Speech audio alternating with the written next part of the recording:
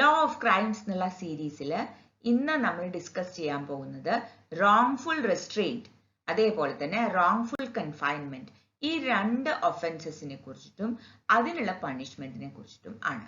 ആദ്യം നമുക്ക് റോങ്ഫുൾ റെസ്ട്രെയിന്റ് എന്താണ് എന്ന് മനസ്സിലാക്കാം. ഓക്കെ, ഇന്ത്യൻ പീനൽ കോഡിന്റെ 339 എന്നുള്ള സെക്ഷനിലാണ് റോങ്ഫുൾ റെസ്ട്രെയിന്റിനെ കുറിച്ച് പറയുന്നത്.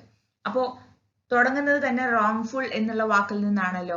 അപ്പൊ ആദ്യം നമ്മൾ ഈ റോങ്ഫുൾ ആയിട്ടുള്ള കാര്യം എന്താണ്, അക്കോർഡിംഗ് ടു IPC എന്താണ് റോങ്ഫുൾ എന്ന് നമുക്ക് മനസ്സിലാക്കാം. ഒരുപാട് തരത്തിലുള്ള എക്സ്പ്ലനേഷൻസ് IPCയിൽ അതിന് കൊടുക്കുന്നുണ്ട്, റോങ്ഫുൾ എന്നുള്ള വാക്ക് എന്താണ് എന്നതിന്.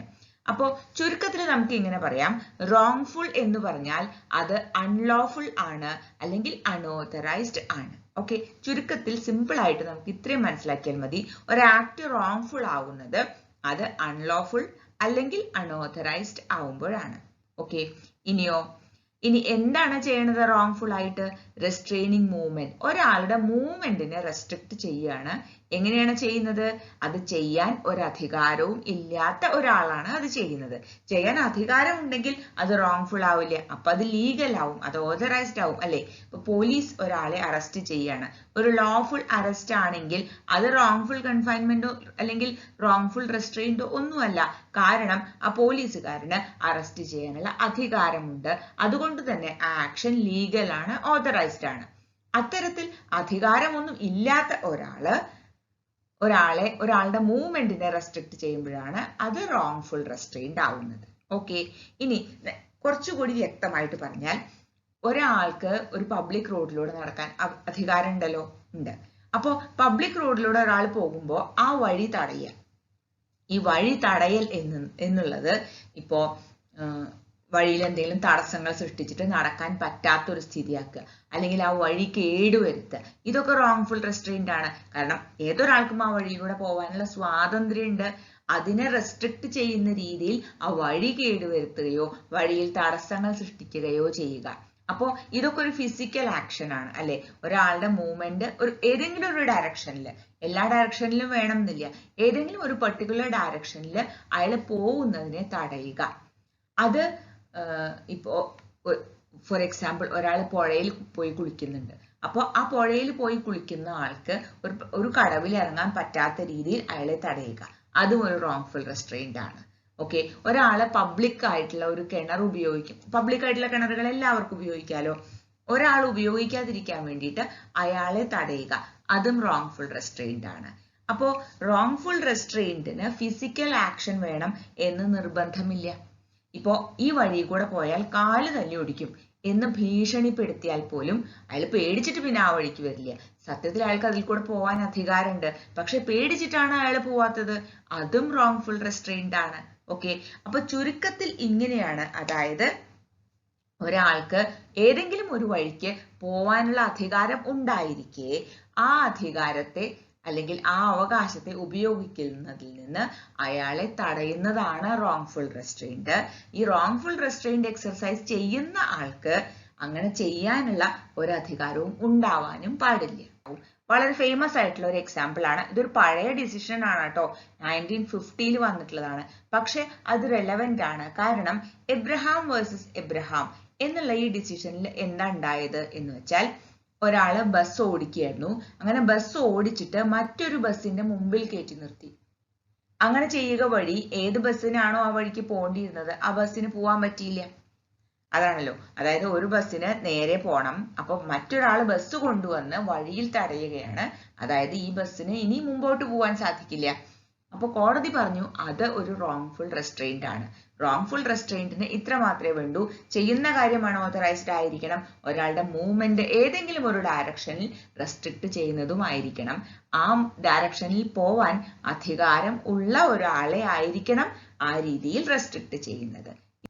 ഇനി ബാസം ഭൗമിക് എന്ന് 1963 ഡിസൈഡ് ചെയ്ത മറ്റൊരു കേസിലാണെങ്കിൽ കോടതികൾ കൃത്യമായിട്ട് പറഞ്ഞത് എന്താണെന്ന് വെച്ചാൽ, ഇത്തരത്തിൽ റോങ്ഫുൾ റെസ്ട്രെയിന്റ് എന്നുള്ള ഒരു ഒഫൻസ് കോൺസ്റ്റിറ്റ്യൂട്ട് ചെയ്യണമെങ്കിൽ ഈ പോകുന്ന ആൾക്ക് ആ വഴിക്ക് പോവാനുള്ള അധികാരം ഉണ്ടായിരിക്കണം. അതായത് ഞാൻ എൻ്റെ വീട്ടിന് ചുറ്റും മതിൽ പണിയുകയും ഒരു ഗേറ്റ് വയ്ക്കുകയും ആ ഗേറ്റ് പൂട്ടിയിടുകയും ചെയ്തു.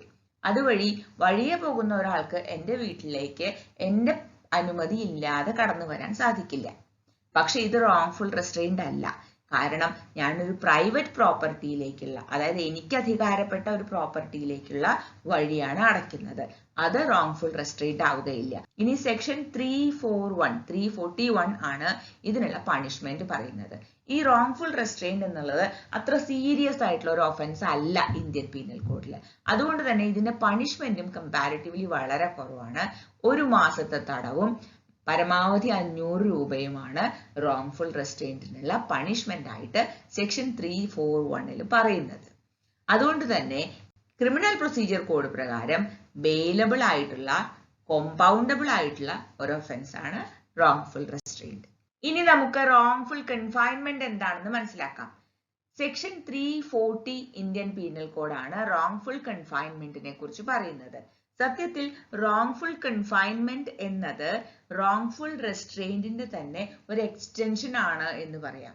കാരണം റോങ്ഫുൾ കൺഫൈൻമെന്റ് എന്ന് പറഞ്ഞാൽ റോങ്ഫുൾ റെസ്ട്രെയിന്റ് ആണ്. പക്ഷെ എങ്ങനെയുള്ള റോങ്ഫുൾ റെസ്ട്രെയിന്റ്? അതായത് റോങ്ഫുൾ റെസ്ട്രെയിന്റ് എന്ന ഒഫൻസ് 339 പറയുന്നത് ഏതെങ്കിലും ഒരു പോകുന്നതിൽ നിന്ന് ഒരാളെ തടഞ്ഞാൽ അതാണ് എന്നാണ്. എന്നാൽ ഒരു പെർട്ടിക്കുലർ ഡയറക്ഷനിലല്ല ഇവിടെ തടയുന്നത്, മറിച്ച് ഒരു പ്രത്യേക പരിധിയിൽ നിന്ന് ഒരാൾക്ക് പുറത്തു പോവാനുള്ള സ്വാതന്ത്ര്യത്തെയാണ് നമ്മൾ തടഞ്ഞു വെക്കുന്നത്. ഒരു സർക്കംസ്ക്രൈബിംഗ് ലിമിറ്റ് വെക്കുകയാണ്. ഇതിന്റെ ഉള്ളിൽ മാത്രമേ ഒരാൾക്ക് നടക്കാൻ പറ്റുള്ളൂ.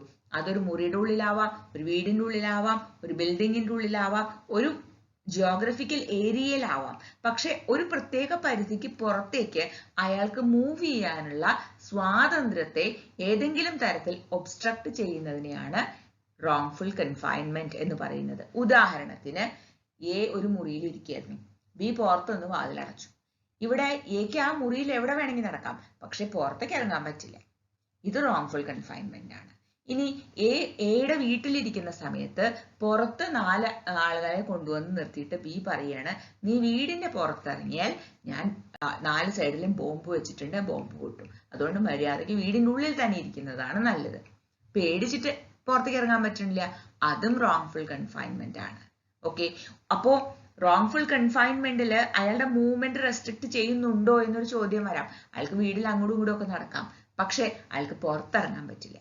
ഒരു പ്രത്യേക പരിധിക്ക് പുറത്തേക്ക് അയാളുടെ സഞ്ചാര സ്വാതന്ത്ര്യത്തെ ഒബ്സ്ട്രക്ട് ചെയ്യുന്നുണ്ട്. അതിനെയാണ് റോങ്ഫുൾ കൺഫൈൻമെന്റ് എന്ന് പറയുന്നത്. ഇവിടെയും അത് റോങ്ഫുൾ ആണ്. കാരണം അത് ചെയ്യുന്ന ആൾക്ക് അങ്ങനെ ചെയ്യാൻ ഒരു അധികാരവും ഇല്ല. അത് ആരോട് ചെയ്യുന്നുവോ അയാളുടെ ഇഷ്ടത്തിന് എതിരായിട്ടായിരിക്കണം അത് ചെയ്യുന്നതും. കൺസെന്റ് എന്നത് വളരെ ഇമ്പോർട്ടന്റ് ആയിട്ടുള്ള ഒരു ഫാക്ടറാണ്. ഇപ്പൊ എ ബിയോട് എന്താ പറഞ്ഞത്? എനിക്ക് പുറത്തേക്ക് ഇറങ്ങാൻ താല്പര്യമില്ല, ഞാൻ ഈ മുറിയിൽ തന്നെയാണ് ഇരിക്കുന്നത്, നീ ഒരു കാര്യം ചെയ്യ, പുറത്തൊന്ന് വാതിലടച്ചോളൂ. അങ്ങനെ പറഞ്ഞിട്ടുണ്ടെങ്കിൽ പിന്നെ അത് റോങ്ഫുൾ റെസ്ട്രെയിന്റ് അല്ല. എ പറയാണ്, എനിക്ക് വീടിന്റെ ഉള്ളിൽ ഇരിക്കാനാണ് ഇഷ്ടം, എന്റെ വീട്ടിലേക്ക് ആരെയും കടത്തി വിടരുത്, പുറത്തു നിന്ന് വാതിലടച്ചോളൂ. അങ്ങനെ പറഞ്ഞു കഴിഞ്ഞാൽ പിന്നെ അത് റോങ്ഫുൾ റെസ്ട്രെയിന്റ് അല്ല. ഓക്കെ, അതുപോലെ അതിനുള്ള അധികാരപ്പെടുത്തിയ ആളുകൾ അല്ലെങ്കിൽ പ്രത്യേക സാഹചര്യങ്ങളിൽ, ഇപ്പോ നമ്മൾ COVID-19 പ്രകാരം ക്വാറന്റൈൻ പ്രോട്ടോകോൾ ഒക്കെ ഉണ്ട് അല്ലേ? അപ്പൊ ക്വാറന്റൈൻ എന്ന് പറഞ്ഞാൽ എന്താ? അസുഖമുള്ള ഒരാളെ പ്രത്യേകമായി മാറ്റി പാർപ്പിക്കുകയും അസുഖം മാറി എന്ന് പൂർണ്ണമായി ബോധ്യപ്പെടുന്നത് വരെ അയാളെ പുറത്തിറങ്ങാൻ അനുവദിക്കാതിരിക്കുകയും ചെയ്യുകയാണ്. അത് റോങ്ഫുൾ കൺഫൈൻമെന്റ് അല്ല. കാരണം അതൊരു സോഷ്യൽ പർപ്പസിന് വേണ്ടി ചെയ്യുന്നതാണ്, അത് ലീഗലാണ്, ഓതറൈസ്ഡുമാണ്. പറയേണ്ട ഒരു കേസാണ് സ്റ്റേറ്റ് വേഴ്സസ് ബാലകൃഷ്ണൻ.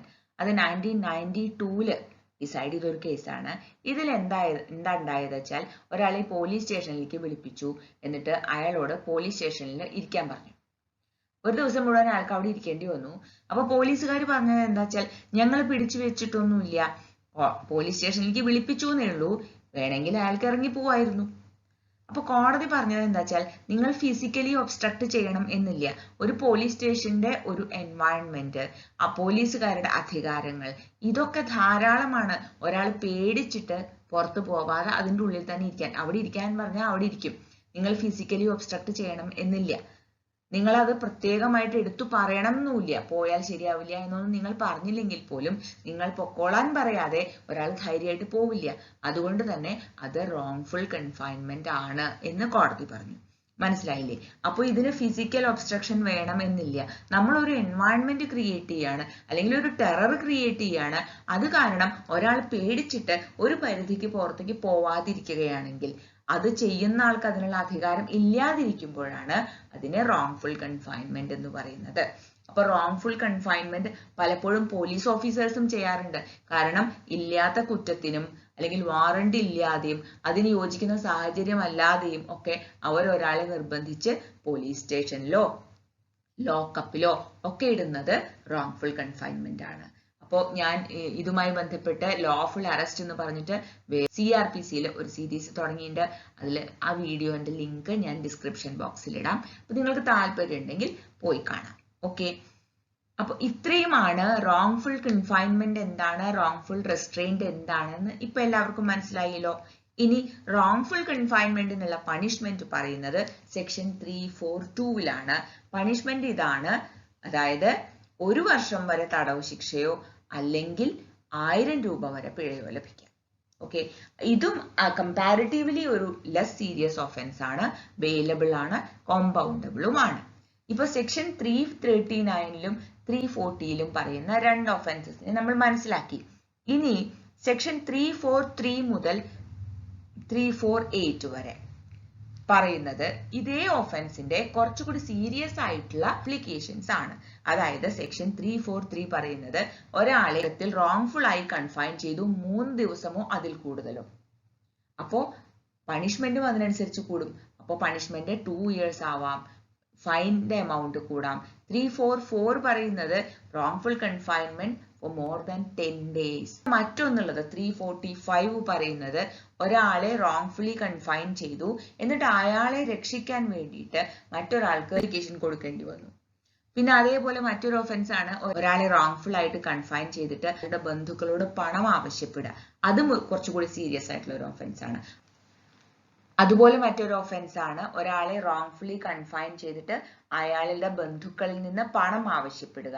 അതുപോലെ ഒരാളെ റോങ്ഫുള്ളി കൺഫൈൻ ചെയ്ത് പലപ്പോഴും പോലീസുകാർക്ക് എതിരെ വരുന്ന ഒരു ആക്ഷേപം ആണ് ഇത്. കൃത്യമായ രേഖകളൊന്നുമില്ലാതെ ഒരാളെ അറസ്റ്റ് ചെയ്യുകയും അയാളെ ഭീഷണിപ്പെടുത്തിയിട്ട് അയാളിൽ നിന്ന് കൺഫെഷൻ വാങ്ങിക്കുകയും ചെയ്യുക. ഒരാളെ റോങ്ഫുള്ളി കൺഫൈൻ ചെയ്തിട്ട് ഒരു സീക്രട്ട് പ്ലേസിൽ വെക്കുക, അതായത് അയാളുമായി ബന്ധപ്പെട്ട ആർക്കും അത് അറിയാൻ പോലും സാധ്യതയില്ലാത്ത സ്ഥലത്ത്. അങ്ങനെയൊക്കെയുള്ള ഒഫൻസസ്, അതായത് സെക്ഷൻ 343 മുതൽ 348 വരെയുള്ളത് കുറെ കൂടി സീരിയസ് ആയിട്ടുള്ള ഒഫൻസസ് ആണ്. അതിന്റെയൊക്കെ അടിസ്ഥാനം റോങ്ഫുൾ റെസ്ട്രെയിന്റ് അല്ലെങ്കിൽ റോങ്ഫുൾ കൺഫൈൻമെന്റ് ആണ്. ഇപ്പോ മനസ്സിലായില്ലേ എന്താണ് റോങ്ഫുൾ റെസ്ട്രെയിന്റും റോങ്ഫുൾ കൺഫൈൻമെന്റും എന്ന്? ഇനി നിങ്ങൾക്ക് എന്തെങ്കിലും സജഷൻസ് ഉണ്ടെങ്കിൽ, സംശയങ്ങൾ ഉണ്ടെങ്കിൽ, please make use of the comment box. I'll be happy to help.